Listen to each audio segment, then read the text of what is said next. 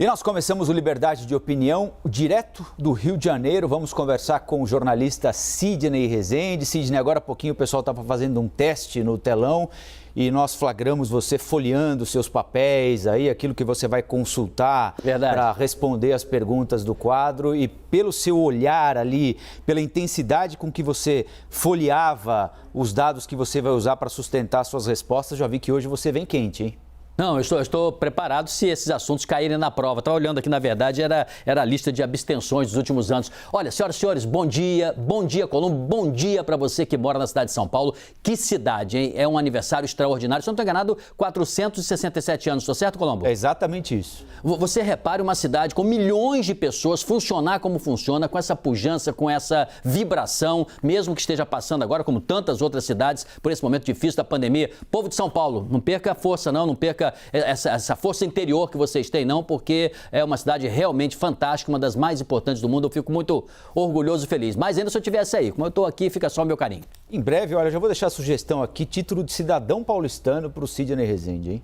Ah, você sabe que eu adoro. Eu adoro o seguinte, eu não ligo para honrarias não, sabe, Colombo? Realmente eu não ligo. Mas eu fico muito feliz quando eu sou lembrado em momentos como esse que você tá dizendo que vai fomentar, porque eu acho que é um gesto de carinho, né? Quem lembra de você, quem acha que você merece alguma coisa. Então, eu não vibro com honraria para colocar na parede, para ficar ali exposto, para me mostrar, nada disso. Eu vibro porque eu acho que tem afeto. Quando alguém lembra de você para premiá-lo, para enaltecê-lo, como agora você está fazendo, para mim é uma homenagem. Isso aí é muito bacana. É lógico. São Paulo gosta muito de você, Sidney, como todos os telespectadores e ouvintes do Liberdade de Opinião que querem saber o que você pensa sobre a prova do Enem, aplicada ontem, recorde de abstenção. E não foi um recorde qualquer, não é, Sidney? A abstenção foi de mais de 3 milhões de alunos. Alguém pode perguntar, bom, mas o que é que isso significa? Significa que 55,3% dos inscritos não compareceram aos locais de prova.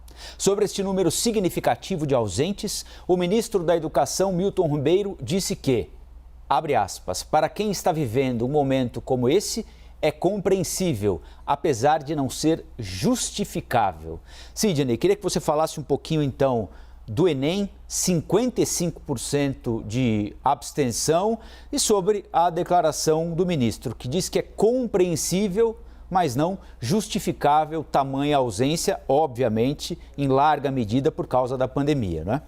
Colombo, você sabe que eu ouvi até alguém dessa área do Ministério da Educação dizer que foi um sucesso e tal. Não foi um sucesso. 55% de abstenção não é um resultado para ninguém se orgulhar. Eu estava justamente vendo isso aqui que você estava brincando aí, eu estava mesmo olhando aqui, olha, o segundo ano que teve um percentual muito alto foi 2017, com abstenção de 34%. E o terceiro foi 2016, com 32%. Ora, 34 para 55 é um salto, mais da metade. Não foi um sucesso, mas eu quero tentar jogar uma luz de uma outra forma. O senhor e a senhora que tem adolescentes em casa, quem sabe até não tenham influído, olha, não vá não, pode ter aglomeração, pode ser perigoso, tenham paciência com os jovens agora, mas os incentive a estudar, a buscar as novas possibilidades. Se Deus quiser, mais adiante, teremos um mundo com uma pandemia menos intensa, a situação melhor, e os jovens vão poder fazer a prova do Enem e outros vestibulares também para entrar para a universidade. O que eu quero dizer com isso? Às vezes você tem aquela pressão psicológica, tem que passar, você tem que ir para a universidade, de qualquer maneira e tal, e o jovem às vezes vai no máximo da atenção, ele não consegue, faz a prova, mas a disputa é muito ferrenha e tem gente melhor do que a gente, ele acaba não conseguindo, esmorece e não vai para a faculdade, ele não estuda.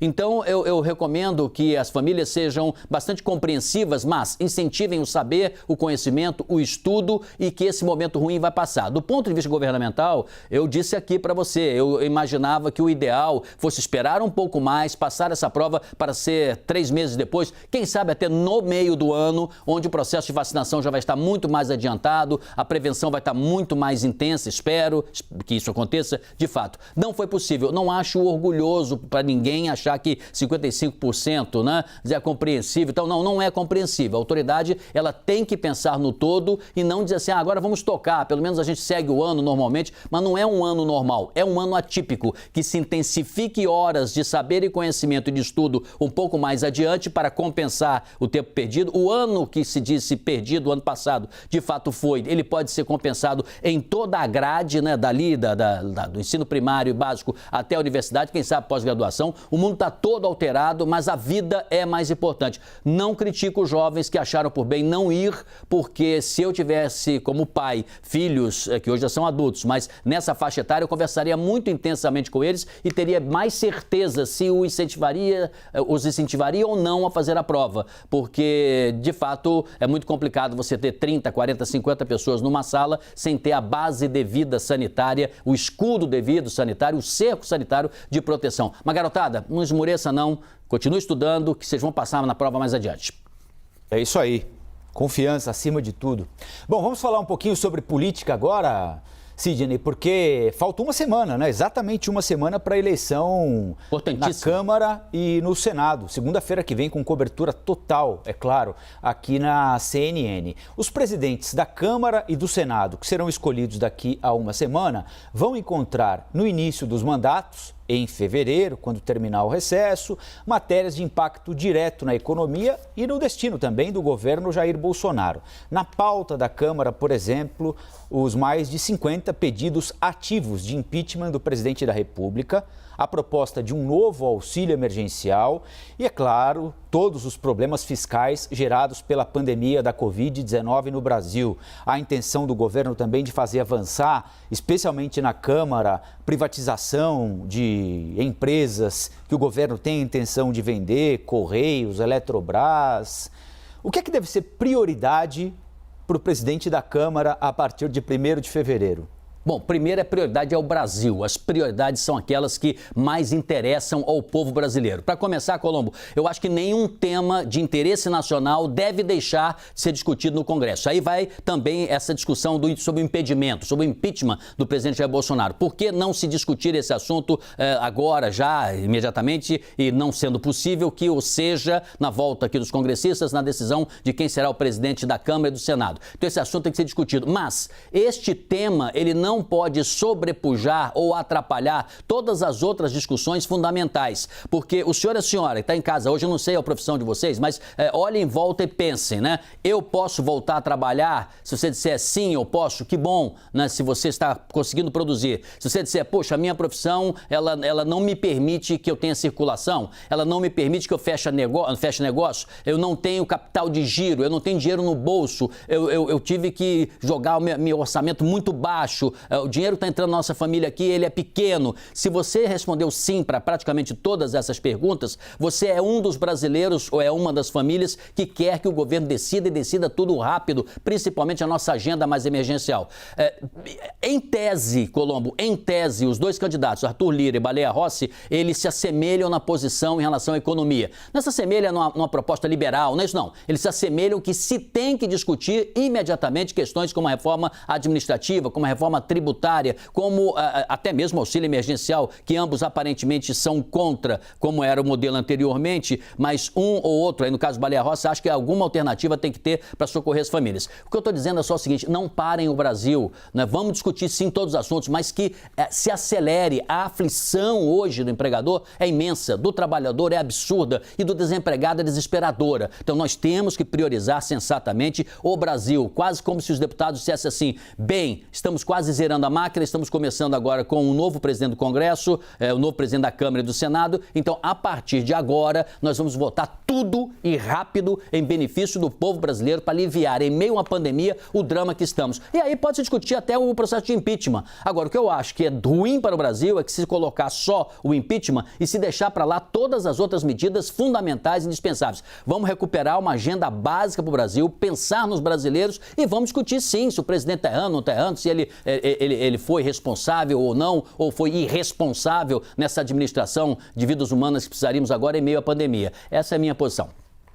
Se Baleia Rossi e Arthur Lira pensam de forma muito parecida na economia, e aliás há um levantamento que mostra que Baleia Rossi votou inclusive mais vezes com o governo do que Arthur Lira em temas econômicos, especialmente. Por que o presidente apoia e trabalha pela eleição do Arthur Lira? Bem, vamos lá. Primeiro, Baleia Rossi, inclusive, é autor de uma das propostas de reforma tributária. Ele é o autor. E é uma boa proposta, tá? Não é perfeita, mas é uma boa proposta. Bem, primeiro, o seu inimigo político está do outro lado, que é Rodrigo Maia, né? Rodrigo Maia se comportou na presidência da Câmara de uma forma que o governo entendeu que o atrapalhou, que ele não conseguiu dar vazão à sua política. Há também um elemento autoritário no governo federal de querer aprovar tudo, e não só esse governo, não. Todo governo, a rigor, quer aprovar tudo no Congresso, tá? Não quer ter discussão, não quer ter interesse contrariado. E às vezes tem governo que consegue aprovar no Congresso e não faz uma boa administração, tá certo? Então tem isso também. Não é obrigatoriamente seguro dizer que se o governo passasse tudo, faria uma grande administração. Mas óbvio, se você tem um obstáculo, fica mais difícil do ponto de vista gerencial, quando você manda uma proposta e ela não passa como você gostaria. Então, primeira coisa os inimigos, vamos dizer assim, do presidente, partidos de oposição, partidos mais à esquerda, partidos que não comungam com o presidente na tal agenda de costumes dele, estas representações não estão apoiando o governo. Embora hoje Arthur Lira queira se apresentar como independente. Eu conversei com várias pessoas que estão próximas a ele e elas disseram, não, ele não vai fazer o que o presidente quer que mandar, não, e ele vai nos ouvir mais, ele vai ouvir as bases, ele vai permitir que as pautas não sejam mais impositivas de cima para baixo. Então, existe esta discussão. Do ponto de vista econômico, de fato, eles são muito parecidos, Baleia Rossi e Arthur Lira, mas do ponto de vista político, há diferenças e os opositores do presidente Jair Bolsonaro, e não só a esquerda, estão se colocando mais ao lado de Baleia Rossi. Essa luta que ela está se valendo agora. O que não pode amanhã, se vencer Arthur Lira, ele virar as costas e trair o seu compromisso de independência na Câmara Federal e ficar dependente, subalterno, subserviente ao presidente Jair Bolsonaro. Ele já disse que não, seus aliados também disseram que não, mas eu já vi muita coisa em política quando se diz não e depois faz sim. Bom, diante do aumento de casos de Covid e do comprometimento do sistema de saúde de alguns estados, não é? Amazonas, agora Rondônia, o Fórum de Governadores e o Ministério da Saúde discutem a criação de um fundo permanente de vacinas, que significa o seguinte, de acordo com o que a CNN apurou, reservar 5% de uma cota extra de doses de vacinas para as regiões mais afetadas pela pandemia e com uma estrutura um pouco mais precária. Então, neste momento, Amazonas, Rondônia, mês que vem pode ser um outro estado qualquer. Como é que você avalia essa proposta, Sidney? Bom, politicamente ela tem estabilidade, ela é viável, porque se os governadores dos estados, todos que representam a federação, aceitarem isso, então pronto, politicamente ela passa. Do ponto de vista humano, ela é sensível também, ela é solidária, porque é como se você dissesse, tem um pão, né? Mas nós estamos aqui alimentados, vamos dar uma fatia um pouco maior para aquela família que não tem pão nenhum, não tem comida nenhuma, para não morrer de fome? Então é um gesto humano, até caridoso, no melhor sentido, elevado, né? Não é no sentido de menor, no sentido maior mesmo, nobre. Então, esse segundo elemento ela também é um elemento positivo. Terceiro, é evitar ter um poder paralelo que prejudique de maneira central e organizada que União, estados e municípios deflagrem um bom processo de vacinação equilibrado e igual para todos. Como é uma reserva, a reserva tem tudo, até em casa, né, Colombo? Eu não sei o seu caso, mas a gente não pega o salário da gente e queima o salário todo. Às vezes a gente faz isso para poder pagar as dívidas que a gente tem, mas o ideal é você ter alguma reservinha para alguma emergência. Me parece uma ideia interessante, positiva, desde que todos aceitem. Pelo visto, os governadores aceitaram e isso é interessante. É preciso ver se o governo federal também acha a ideia boa. Eu tenho a impressão que vai achar. Bom, tem gente furando fila, não é, Sidney? Tem. Como a gente tem mostrado aqui na CNN, infelizmente, não é a maioria dos vacinados, é sempre importante colocar isso dentro de um contexto, né?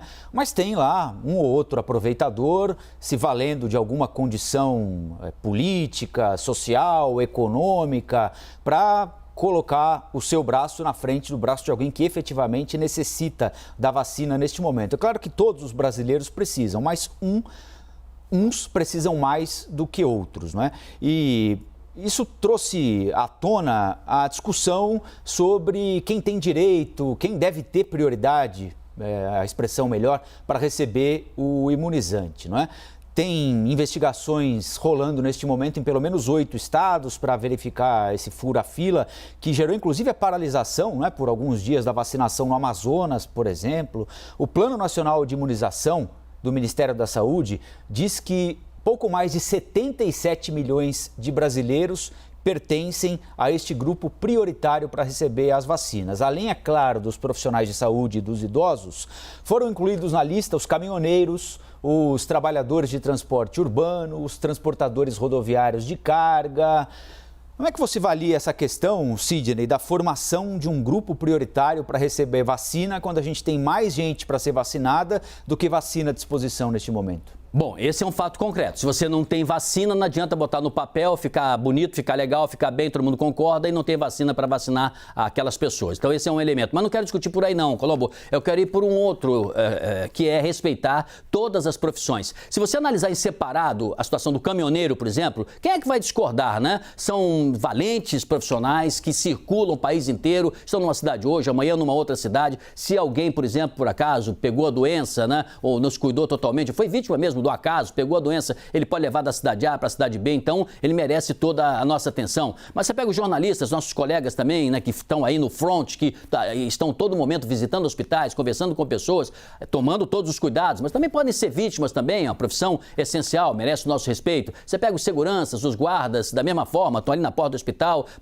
ajudando a fazer uma triagem, né? Eles não são a força central nisso, mas eles colaboram, às vezes ajudam o enfermeiro ou ajudam um socorrista, ele pode contrair uma doença também. Então, os profissionais são respeitáveis, merecem toda a nossa atenção. Mas eu penso o seguinte, essa discussão deveria ter sido feita lá atrás, há alguns meses, quando isso foi colocado à luz do dia. Criticamos muito aqui o governo federal que não dava esse plano, a Justiça pediu um plano de vacinação, você lembra disso? A Justiça, o ministro Lewandowski pressionou, foi até criticado por alguns, e o governo não dava a resposta devida e dizia, não podemos fazer um plano enquanto não receber a vacina, não sabemos quanto de vacina receberemos. Então havia tudo isso, é verdade, mas não se fez esse plano. Agora se quer discutir isso aí. Eu penso o seguinte, que a solução mais sensata seria a seguinte, pegue aqui a fase número 1, quem são? Trabalhadores de saúde. Alguém discorda que eles devem ser prioritários? Ninguém. Então, eles são os prioritários. Segundo, você pega pessoas de 75 anos ou mais. Olha, os caminhoneiros, aí vão voltar, né? Os caminhoneiros, os repórteres, todos que eu citei, as seguranças e tal, são pessoas que, em geral, em maioria percentual, não têm mais de 75 anos. As pessoas com mais de 75 anos são muito vulneráveis. Eu não sei se você tem na sua família, Colombo, alguém com mais, sei lá, de 75 ou com 80 anos. É a pessoa que cuida da vida dela, todo carinho, toda atenção. A gente até evita, né, ter contato com ela nessa fase, porque pode levar uma doença, qualquer coisa assim um pouco mais séria. Então, a gente até brinca, né? Cuidado com o sereno, né? Porque o organismo fica mais frágil. É ou não é prioridade?